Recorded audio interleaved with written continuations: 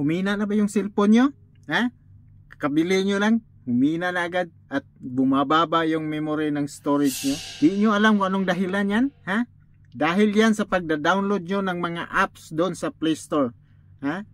Nagda-download kayo ng ano-anong apps at pag ayaw nyo na, i-uninstall nyo lang at nag-uninstall lang kayo, hindi yan ma-delete doon sa inner memory ng cellphone. Nandun yun, parang ex mo yun ha, kahit ilang taon na kayo nagkahiwalay, nandun pa rin siya sa ilalim ng yung mga kaugatan at puso. Joke. So before ako magturo sa inyo paano i-alis yung mga uninstalled apps, before i-introduce ko muna tong yung business ko. I'm a digital owner sa Orbictos. Yan.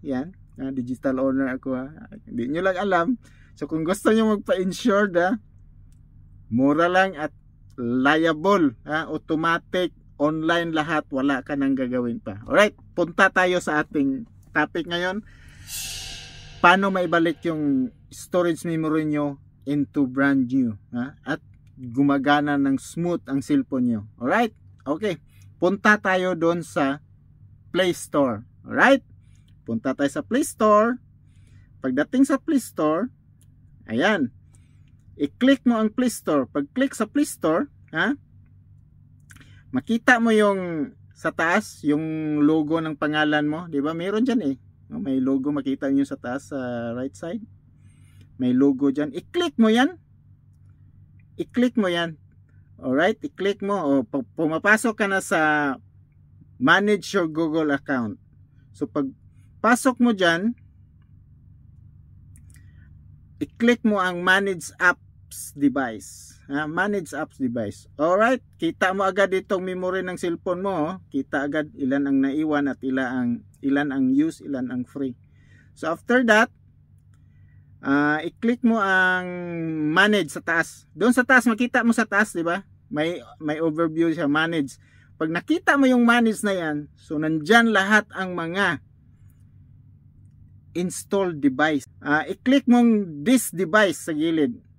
Pag click mo sa this device sa gilid, nakita mo yung this device, may naka-check doon na not installed. So not installed na apps, yun yung dinilit mo dati. Yun ang dinilit mo So makita mo na yan ngayon dito sa not installed apps. Alright, ayan na. Nakita mo na lahat yung uninstall mo na mga apps. Ayan na. Tingnan natin kung magkano akin. Pakita ko sa inyo magkano yung ilang gigabytes yung iniwan niya sa mga uninstall ko na apps na akala ko hindi pa, walang bakas dun sa storage ko. Ang dami pala. So tingnan natin. So tinicheck ko. Ang dami. Woo! Ayan. Sus, grabe. Grabe to. Okay. Kinikita yung box. Di ba may box dyan sa gilid? I-check mo lang yan. I-check mo yung mga box na yan. Ayan, dami pa. Dali lang pakita natin yung check sa box. So, okay. Mag-check ako sa box So, doon gumagana yung MB sa taas. Nakita nyo? Yun ang memory na kinakain niya yung storage ko, memory storage. Ayan, kita mo, 1.4 gig na. Ayan, ang dami. Grabe pala. Hindi ako nag-expect na ganito kadami yung iniwan ng bakas na sa mga uninstalled apps ko dati. Grabe pala, nagtaka ako sa memory ko na ba't ang bilis nagbaba, tapos humina pa yung cellphone ko. Parang maglag-lag siya. Ayan. Kiniklik ko lahat pero hindi mo siya maklik all hindi siya maklik, isa-isahin mo talaga yan. Tapos makita mo, mag-indicate dito yung mga gigabytes na kinakain niya sa cellphone mo. Pagkatapos dito yung cellphone mo parang brand new na yan. Tingnan mo. Maniwala kayo sa akin kasi matagal ako dito. Ayan siya. Ay, saan ba yun? Sige. Tagal na, 7 gig na. Grabe. 9 gig. 15 gig. Grabe. Grabe guys, 15 gig.